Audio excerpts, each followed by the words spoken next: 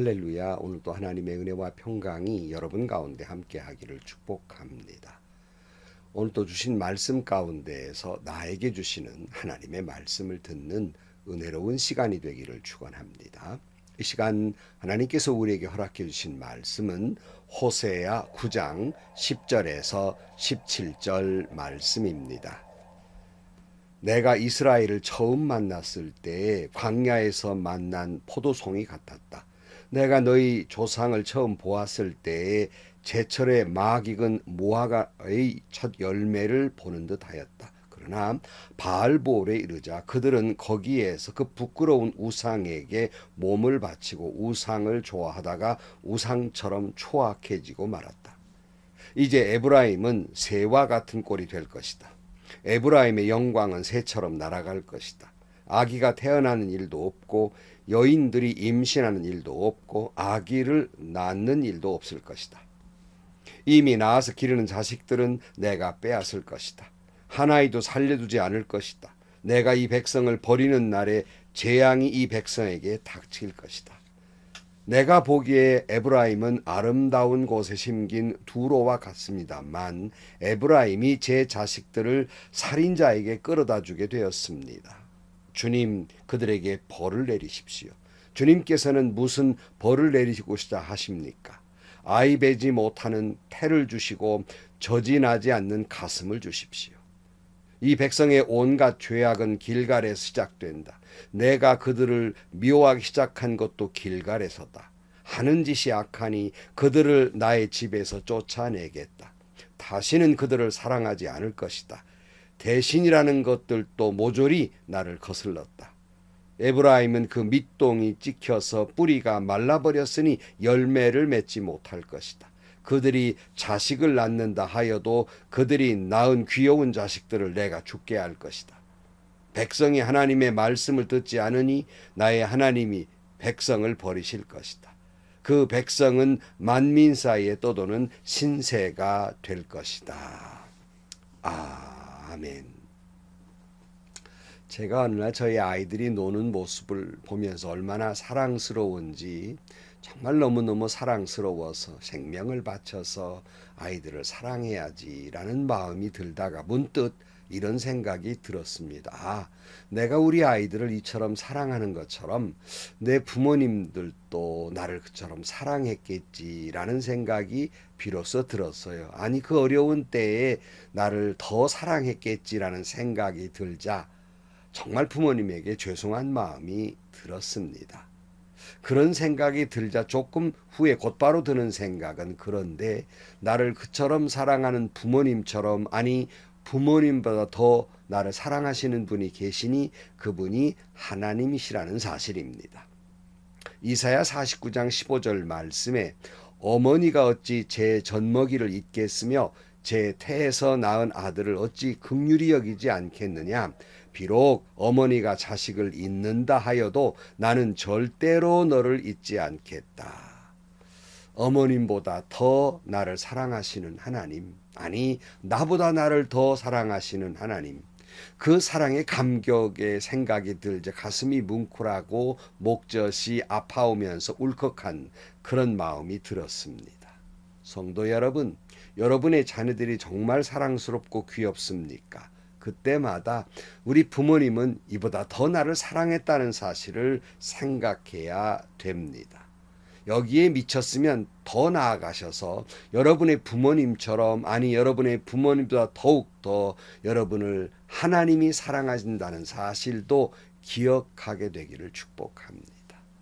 하나님이 이스라엘을 얼마나 사랑하셨는지 오늘 본문은 이렇게 표현하고 있어요. 10절 말씀입니다. 내가 이스라엘을 처음 만났을 때 광야에서 만난 포도송이 같았다. 내가 너희 조상을 처음 보았을 때 제철에 막 익은 무화과의 첫 열매를 보는 듯 하였다. 그랬어요. 하나님이 이스라엘을 처음 만났을 때 아마 하나님께서 이집트에서 이스라엘 백성들을 광야로 탈출시킨 다음에 그 광야의 만남을 표현하는 것 같은데요. 근데 거기서 광야에서 만난 포도송이 같았다 그랬어요.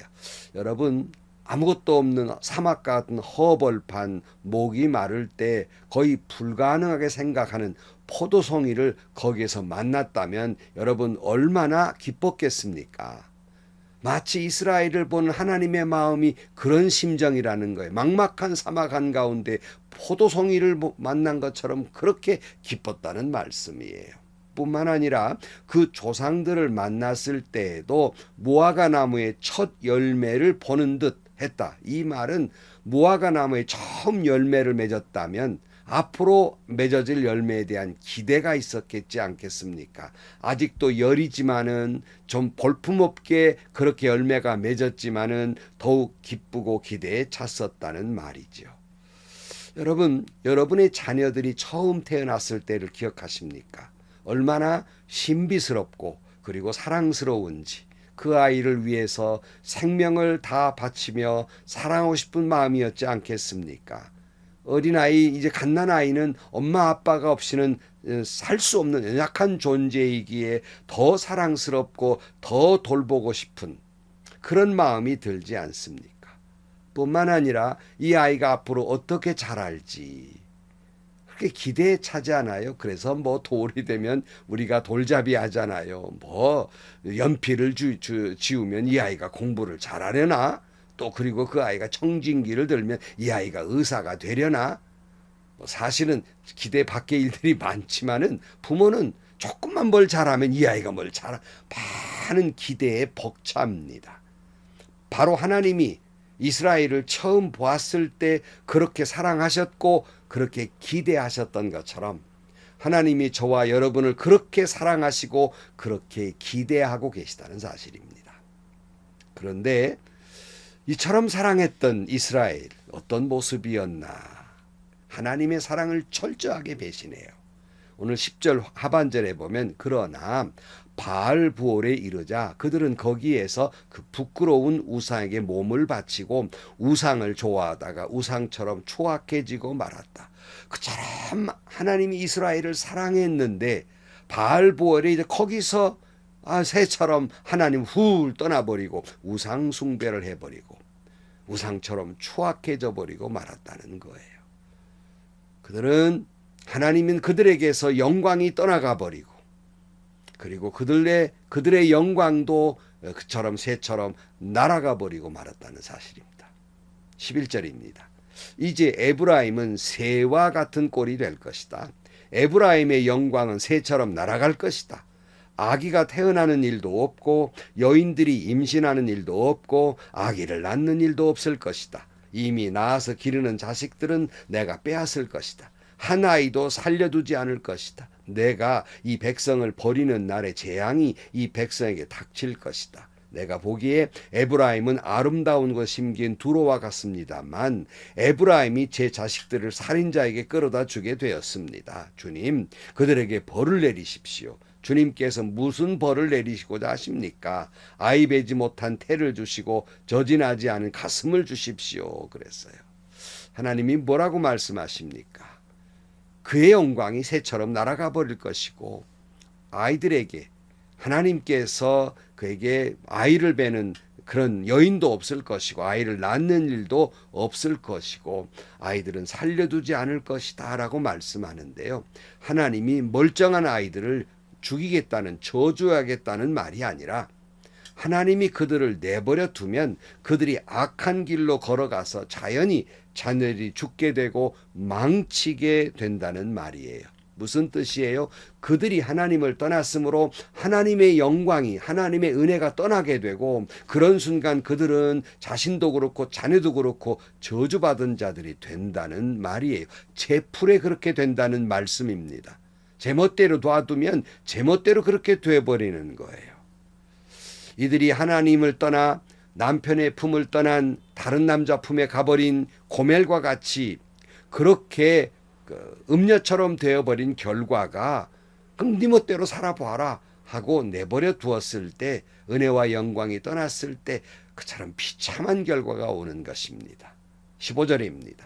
이 백성의 온갖 죄악은 길갈에서 시작된다. 내가 그들을 미워하기 시작한 것도 길갈에서다. 하는 짓이 악하니 그들을 나의 집에서 쫓아내겠다. 다시는 그들을 사랑하지 않을 것이다. 대신이라는 것들도 모조리 나를 거슬렀다. 에브라임은 그 밑동에 찍혀서 뿌리가 말라 버렸으니 열매를 맺지 못할 것이다. 그들이 자식을 낳는다 하여도 그들이 낳은 귀여운 자식들을 내가 죽게 할 것이다. 그처럼 자신들을 사랑했던 하나님을 배신한 이스라엘, 다시는 사랑하지 않겠노라고 하는 말씀이에요. 이미 밑둥이 그냥 잘려버렸기 때문에 아무런 열매를 맺을 수 없습니다. 여러분, 가지가 그 줄기에 꺾어져 버리면 열매를 맺을 수 없듯이 하나님에게서 떨어져간 포도나무 가지는 아무런 열매를 맺을 수 없는 겁니다. 다시 말씀드리지만 하나님이 멀쩡한 사람들을 저주해서 망치는다는 것이 아니라 내버려 두면 제 풀에 그렇게 망하게 되고 자네들도 죽게 된다는 말씀이에요. 17절입니다. 백성이 하나님의 말씀을 듣지 않으니 나의 하나님이 백성을 버리실 것이다. 그 백성은 만민사에 떠도는 신세가 될 것이다. 아무리 하나님이 돌아오라 그래도 고집스럽게 하나님의 말씀을 듣지 않고 우상을 섬기는 영적 음녀인 이스라엘을 버리시겠다고 말씀해요. 그리고 우리는 역사를 잘 압니다. 그 결과 그들이 어떻게 됐지요? 이 민족에 침략당하고 저 민족에 침략당하고 이 민족의 포로로 끌려가고 저 민족의 포로로 끌려간 바벨론과 아수르에게 그 증인이 됐지 않습니까? 그런 결과가 나타난다는 말씀이에요. 여러분, 우리 모두 경험하잖아요. 부모님 밑에 살 때는 부모님의 간섭이 싫어서 좀 저품을 떠나서 내 멋대로 살고자 해서 부모님을 떠나서 살다 보면 역시 부모님 품에 있을 때가 가장 좋았고 행복한 순간이었다는 것을 우리가 모두 경험합니다. 그토록 우리를 사랑했던 하나님의 품을 떠나면 그 자체가 저주가 되는 거예요. 하나님의 영광이 떠나고 그들이 사탄의 종로로 달 때 그들 앞에는 뭐가 있어요? 어두움뿐인 거예요. 사망뿐인 거예요. 인생이 망가지고 자녀가 망가지고 가정이 망가지게 돼 있다는 말씀입니다. 여러분, 배신감은 사랑한 만큼 더 배신감은 강하게 밀려오지 않습니까? 그토록 사랑하셨기에 다시는 사랑하지 아니하리라고 말씀하셨지만 그러나 그토록 사랑했기에 또 용서하시고 또 하나님의 품으로 돌아오라고 지금 이 엄격한 저주스러운 말씀을 하고 있는 겁니다. 저는 아버지로서 자녀들에게 아주 엄한 아버지였습니다. 저희 자녀들도 목사의 자녀로 산다고 하는 것이 얼마나 힘들고 나름 상처가 있었겠는지 미처 그것까지 저는 사실은 생각을 못했지요. 그래서 언제나 너희들은 목사의 자녀이기 때문에 교회에서 주는 그런 물질로 공부도 하고 옷도 입는 것이기 때문에 언제나 다른 분들이 볼 때 바른 행동을 해야 되고 올바른 길을 걸어가야 한다고 엄격한 아버지였습니다.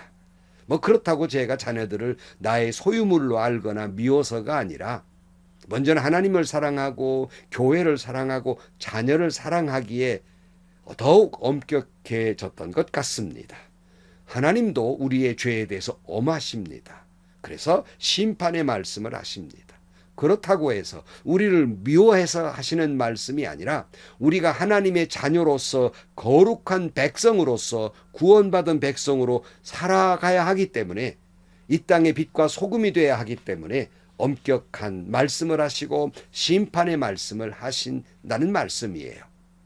그러니까 하나님의 뜻은 저주가 아니고 오히려 우리에게 회복과 희망을 주시려는 것이라는 말씀입니다. 그러나 아무리 그 자녀가 부모의 말씀을 안 들어서 부모가 마음에 화가 나고 상처가 돼서 너는 내 자식이 아니라고 고함을 질러도 호적에 파버리겠다고 고함을 질러도 여전히 그 부모는 그 자녀의 부모일 수밖에 없고 여전히 그 부모는 자녀를 10번 100번 용서하고 10번 100번 사랑하며 10번 100번 기대한다는 말씀이에요. 여러분, 하나님이 다시는 너를 사랑하지 않겠다고 말씀을 하셨지만 여전히 사랑하신 것만큼 그렇게 말씀하셨고 또 사랑하고 또 사랑하신다는 말씀입니다. 사랑하는 성도 여러분, 하나님은 오늘 저와 여러분을 이렇게 사랑하십니다. 호세아 9장 10절 아까 읽은 말씀입니다. 내가 이스라엘을 처음 만났을 때 광야에서 만난 포도송이 같았다. 내가 너희 조상을 처음 보았을 때 제철의 막 익은 무화과의 첫 열매를 보는 듯 하였다. 아멘, 아멘. 기도하겠습니다. 하나님이 이처럼 저희들을 사랑하셨건만 얼른 날아가버린 새처럼 하나님으로부터 멀어져서 하나님을 떠난 저희들, 어리석은 저희들입니다. 다시는 너희를 사랑하지 않겠노라고 말씀을 하시면서도 그래도 또 사랑하고 그래도 또 우리를 사랑하신 주님, 호세아를 통해서 음력 고매를 다시 사랑하라고 말씀하셨듯이 우리를 또 사랑하신 주님, 우리는 주님의 그 사랑 앞에 무릎을 꿇게 하시고 주님 그 사랑을 받은 자녀로서 믿음 안에서 살아가는 저희들 되게 하여 주옵소서. 예수님의 이름으로 기도하옵나이다. 아멘. 우리는 이제 호세아서를 들을 때마다 왜 첫머리에 호세아를 통해서 그 안에 고매를 또 데려오도록 하고 사랑하라고 말씀하셨는지 이유를 계속 알게 되지요. 음녀 고멜처럼 하나님 품에서 있어야 되는데 하나님이 나를 그렇게 사랑하시는데 부두둥 날아간 새처럼 또 다른 우상을 섬기는 어리석은 저희들입니다. 그래도 하나님은 저와 여러분을 사랑하십니다.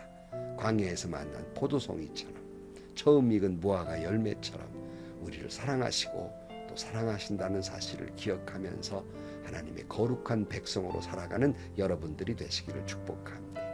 행복하시고요. 좋은 일이 가득한 하루가 되시기를 주님의 이름으로 간절히 축원합니다.